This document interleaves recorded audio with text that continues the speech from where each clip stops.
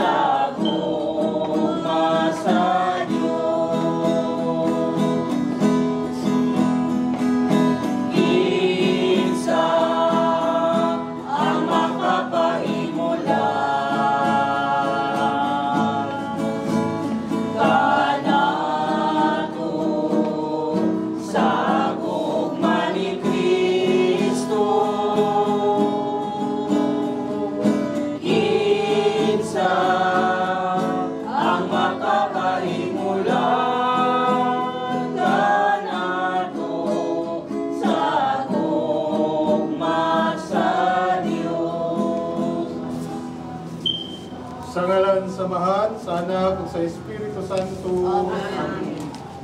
Mga minahal kong igsoon, usa sa maayong buhat isip mga Kristiyano mao ang pag-ampo alang sa atong mga igsoon nga namatay. Kini nagagikan sa atong pagtuo nga diha kang Kristo kinsa nabanhaw gikan sa minatay, ang paglaom sa pagkabanhaw may managbanag. Ang kaguol tungod sa kamatayon sa alang kanato nga mga tumutuo ang kinabuhi mausab apan dili matapos. Inunuwa kita makaangkon sa walay katapusang puluyanan dito sa langit. Busa napiton ko kamo karon sa pag-ampo alang sa atong igsoon nga si Lloyd. Mag-ampo kita.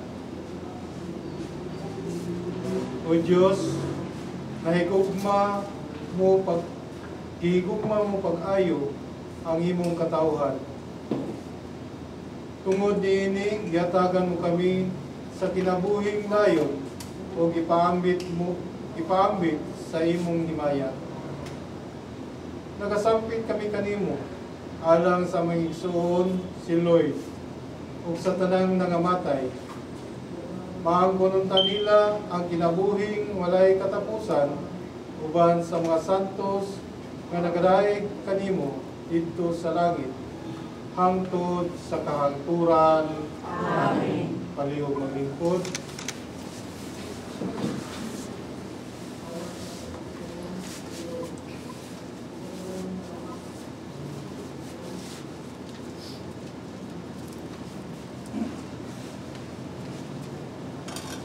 Pagbasa gikuha sa basahon sa kalam ni Solomon. Sa pagbuhat sa Dios kanato dili niya tuyo nga kita mamatay. Gibuhat kita niya sama sa iyang kaugalingon. Ang kasina sa yawa mo ang nagdalas kamatayon nga nis kalibutan ug sila ang iya sa yawa mao ang nangamatay. Aparang matarong ang mga tao panalipdan sa Dios ug dili gayud mag-antos sa kasakit. Usa ka binuang nga sayop ang paghunahuna nga ang mga matarong nga mga tao mamatay ug ang ilang kamatayon usa ka bilisang nga kadaot. Ila kitang gibiyaan apan dili kini usa ka kadaot. Sa pagkatinuod ang matarong anas kalinaw. Daw nag-anto sila silot apan nagpuputi ay sila sa masaligong paglaom sa pagkawalay kamatayon. Ang ilang mga giantos nga mayra kung itandig sa mga kabulahanan nga ilang pagadawaton. Ang Diyos nagsulay sa ingon nga bulawan iyasab sa usa ka haso-hasuhan ug kaplagan sila nga angay sa paliguban kaniya. Gidawat niya sila og mingon sa iyang pagdawat sa mga sakripisyo nga sinulog dito sa altar sa mga nagsimba kaniya.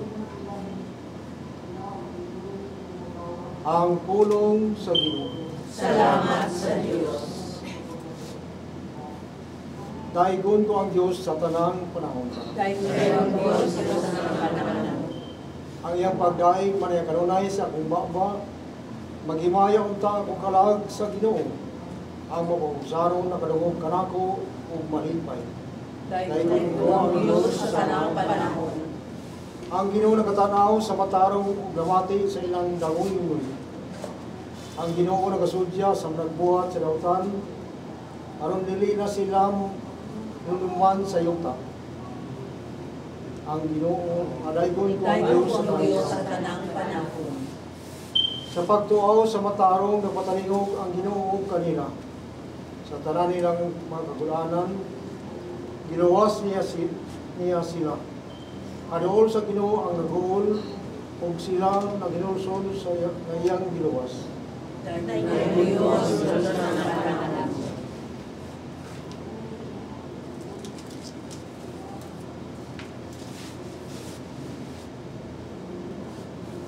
Palihog manindog atong masidunggan si Kristo nga mamulong pinaagi sa Ebanghelyo.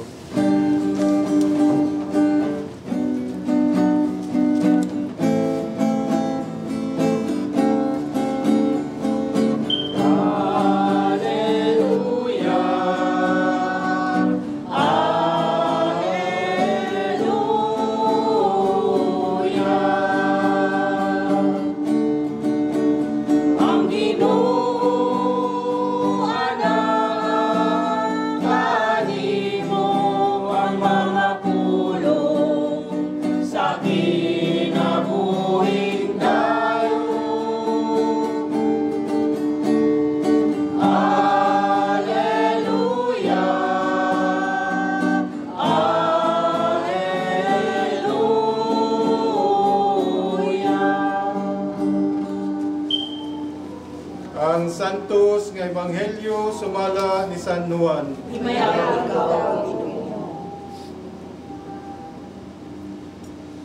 Ang tanan nga gihatag kanako sa akong amahan, muari kanako. Og ang muari kanako dili ko gayud isalikway. Kaya ko nanao gikan sa langit aron pagbuhat sa kabubuton sa nagpadala kanako. Ug dili sa kabalingon kong kabubuton. Kini mao ang kabubuton sa nagpadala kanako, nga dili ko kawad-an bisag usa sa tanan nga iyang gihatag kanako, kundili banhawon ko silang tanan sa katapusang adlaw. Kay kini mao ang kabubuton sa akong amahan, nga ang tanan nga makakita sa anak ug mutuo kaniya makabaton sa kinabuhing walay katapusan ug banhawon ko sila sa katapusang adlaw. Ang Ebanghelyo sa Ginoo. daigon ikaw, Kristo. Palihog mamingkod.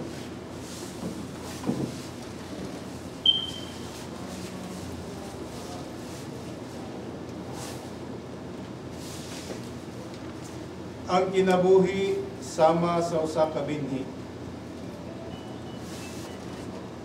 Ang kinabuhi sama sa usa ka liso o binhi nga igtatanong. Kinahanglan kini ilubong sa yuta aron moturok sa bag-ong tanong ug bag-ong tanong. Ang kamatayon usab sama niini.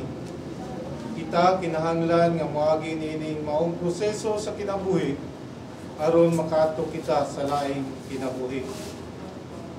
Isip mga Kristiyano, mituo kita nga adunay lain pang kinabuhi gawa sa atong natagamtaman karon. Ang tanan dinhi ning kalibutan lumalabay lamang. Tanan nga na kanato dili atuwa. Kini gihatag kanato aron atong pamumahon ug nasayod gayud kita nga kining gihatag kanato kuhaon tungod kay dili man kita ang tagiyan niini.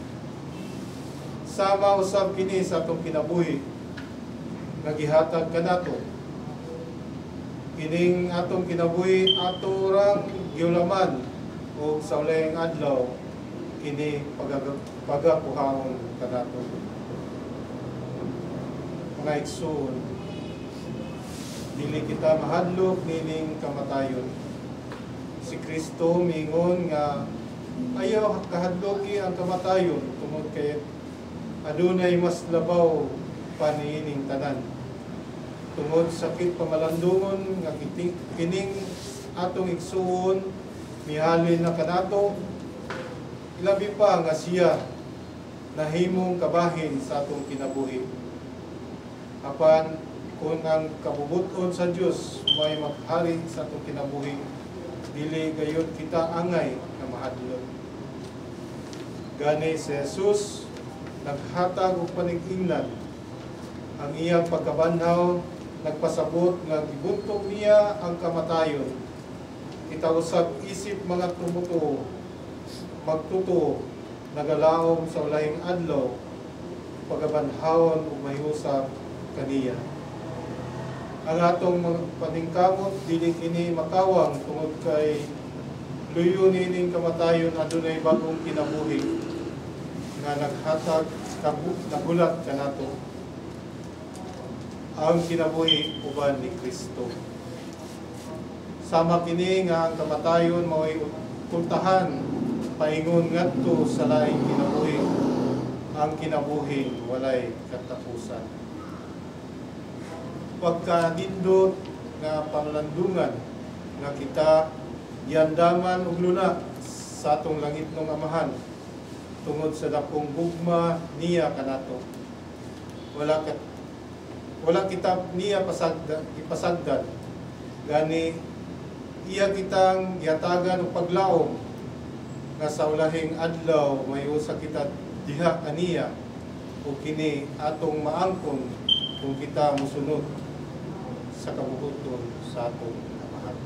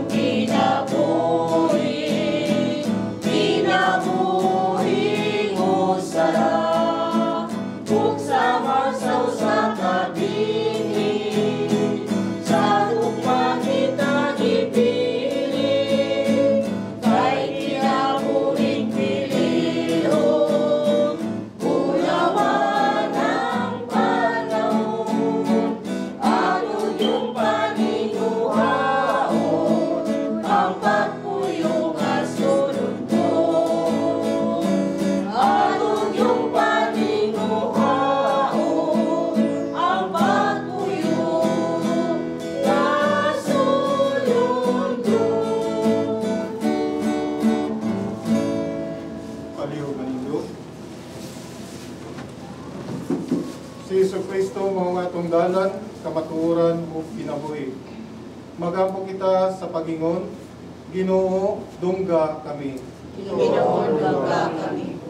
Ginoo, dili kabuot nga mawat-an bisan usa sa tanan nga gihatag kanimo sa amahan. Banhawa ang tanan namong mga igsuon nga mipanaw na. Ginoo, dungga kami. Ginoo, dungga kami. Giingnan mo si Tomas, bulahan ang nagatuo bisan wala makakita kanako.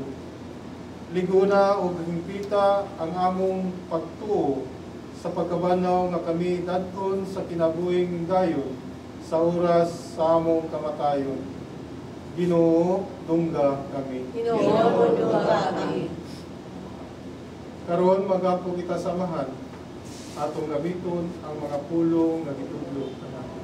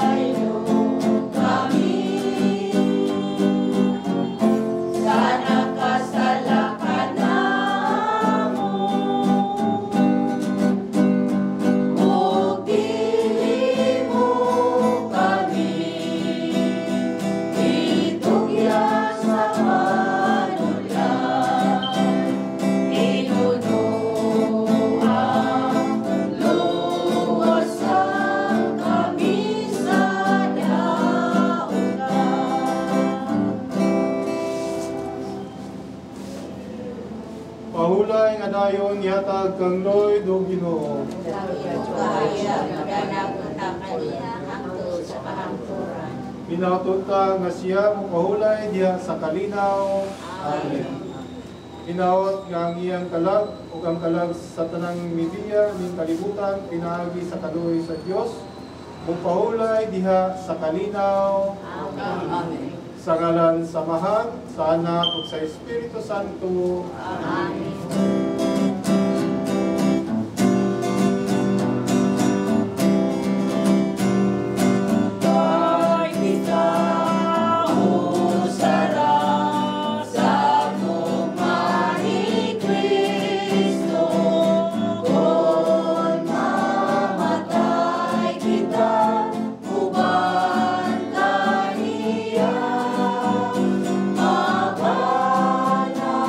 Kita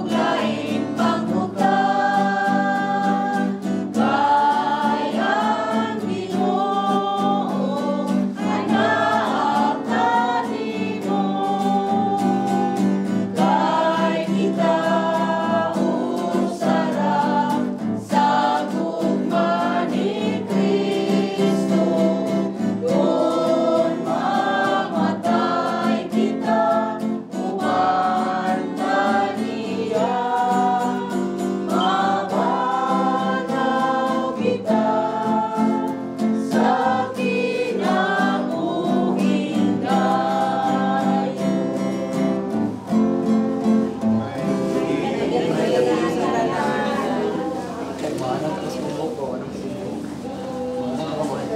Isa ka na.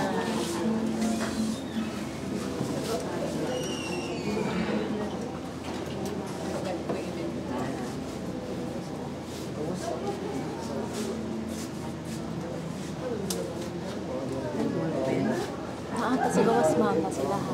Wala diri. Pag gigamit nila to ganina manggod.